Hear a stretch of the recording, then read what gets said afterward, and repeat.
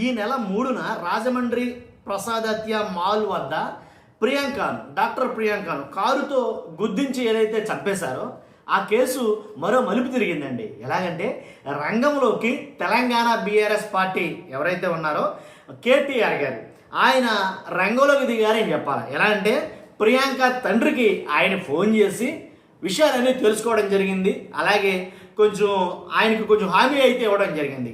ఏంటనే దాని మీద మనం మాట్లాడే ముందు నాది రిక్వెస్ట్ ఉంది. రాష్ట్ర ప్రజలందరికీ వాస్తవాలు తెలియాలంటే కనుక మీ బాధ్యతగా మీరు లైక్ చేయండి. మీరు లైక్ చేస్తే ఎక్కువ మందికి ఇన్ఫర్మేషన్ షేర్ అవుతుంది. కొత్తగా మన ఛానల్ చూస్తే పక్కగా సబ్స్క్రైబ్ చేయండి. మీ అమూల్యమైన అభిప్రాయాన్ని కామెంట్ రూపంలో తెలియజేయండి.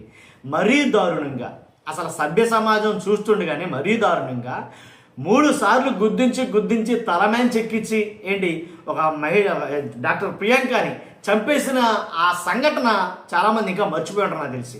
కాబట్టి అంత దారుణమైన సంఘటన జరిగితే ప్రియాంక తండ్రి చాలా బాధపడ్డాడండి. ఆయన ఎలా అంటే ఒక రకంగా కోపం తెచ్చుకున్నాడని చెప్పాలా. ఎందుకంటే కనీసం నా కూతురు ఇలా చంపేశారు, ఒక డాక్టరు, మా ఆశలన్నీ ఆమె మీద పెట్టుకున్నాం, కాబట్టి ఇలాంటి ఇంత దారుణమైన సంఘటన జరిగితే మమ్మల్ని కనీసం హోమ్ మినిస్టర్ గారు కావచ్చు, లేదా పవన్ కళ్యాణ్ గారు కావచ్చు, లేదా లోకేష్ గారు కావచ్చు, లేదా చంద్రబాబు నాయుడు గారు కావచ్చు, ఎవరో కూడా కనీసం పరామర్శించలేదు, పలకరించలేదు, ఒక ఫోన్ కూడా చేయలేదు అని చాలా బాధపడ్డాడు ఆయన.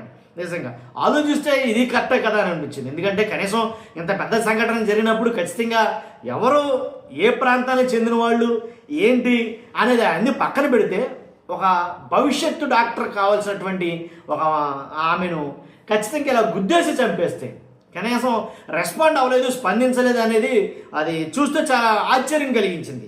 కాబట్టి ఇప్పుడు కేటీఆర్ గారు ఫోన్ చేశారు ప్రియాంక తండ్రికి. ఆయనకి ఫోన్ చేసి ఆయన మాట్లాడటం అయితే జరిగింది.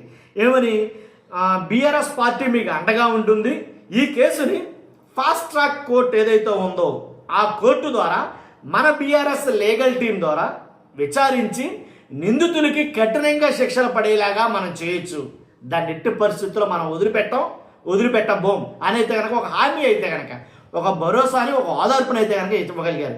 మీ కుటుంబానికి బీఆర్ఎస్ పార్టీ అండగా ఉంటుంది అనేది కనుక ఆయన చెప్పడం అయితే జరిగింది. దానికి తండ్రి చాలా సంతోషించాడు.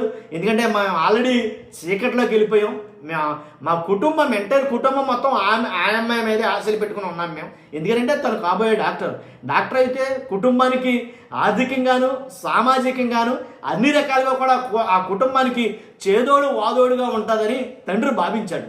తండ్రి భావించిన తన కలలన్నీ కూడా కలగా మిగిలిపోయినాయి, కన్నీళ్లతోటే పోయాయి అని ఆ తండ్రి బాధపడ్డ తీరు చాలా వేదనాభరితం.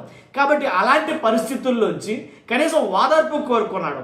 ఏపీలో ఉండే ప్రభుత్వంలో ఎవరూ కూడా కనీసం మాకు స్పందించలేదు, మా విషయంలో స్పందించలేదు, వాళ్ళ స్పందన కూడా తెలియజేయలేదు, మరి ఇంత దారుణమా అని చెప్పేసి ఆయన ఒక వీడియో చేయడం జరిగింది. గుర్తుందో లేదండి మీకు.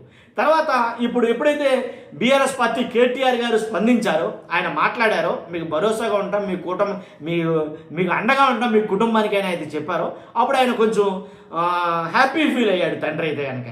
కాబట్టి రానున్న రోజుల్లో ఈ కేసు మరి వాస్తవంగా అయితే కనుక రాష్ట్రాలు మారింది. కాబట్టి తెలంగాణ ఎప్పుడైతే ఇన్వాల్వ్మెంట్ ఉందో వాళ్ళు ఫాస్ట్ ట్రాక్ కోర్టులో దీన్ని మేము మూవ్ చేస్తాం, ఈ కేసులో ఎవరైతే నిందితులు ఉన్నారో ఖచ్చితంగా వాళ్ళు పనిష్ చేస్తామని ఆయన మాట్లాడారో, అసలు వాస్తవంగా ఇది 3 రోజుల తర్వాత మూవ్ చేసిన కేసు. ఇది 3 రోజుల వరకు అసలు నిందితులు కూడా లోపలేయకుండా చాలా జాగ్రత్త పడ్డారని రకరకాల వాదనలు అయితే వినిపించినాయి దీని మీద. అంటే కొంతమంది అయితే కనుక ఆన్ ది స్పాట్ ఒక 2-3 నిమిషాల్లోనే ఎఫ్ఐఆర్ కట్టారంటారు కొంతమంది. కాబట్టి ఈ నేపథ్యంలో మళ్ళీ తెలంగాణ నుంచి కేటీఆర్ గారు ఫోన్ చేయడం వీటన్నిటి గురించి కూడా కొంచెం ఆశ్చర్యాన్ని కలిగించాయి. కాబట్టి ఏం జరుగుతుంది అనేది చూడాలి. కాబట్టి ఏది ఏమైనప్పటికీ ఆ తండ్రికి న్యాయం జరగాలి. ఎవరేం చెప్పినా సరే, ఎవరు అండగా ఉన్నా సరే, ఎవరో స్పందించకపోయినా ఖచ్చితంగా సభ్య సమాజంలో అలాంటి వాళ్ళకి శిక్ష పడాల్సిందే, దాంట్లో ఎలాంటి డౌట్ లేదు. మరీ మూర్ఖత్వంగానో దారుణంగాను మనిషి జీవితం అంటే మరీ అంత చులకనైపోయిందా ఒక మహిళ పట్ల, ఒక అమ్మాయి పట్ల, ఒక యువత పట్ల వాళ్ళు ప్రవర్తించిన విధానం మరీ దారుణం. కాబట్టి అలాంటి రెండోవాడు ఎవడో చేయకుండా, అలాంటి ఉద్దేశమే రాకుండా కనీసం ఖచ్చితంగా కఠినంగా అయితే శిక్షలు అయితే ఉండాలని నా అభిప్రాయం. మీ అభిప్రాయం అంటే ఖచ్చితంగా కామెంట్ రూపంలో తెలియజేయండి. ఫస్ట్ అయితే లైక్ చేయండి. Thank you very much.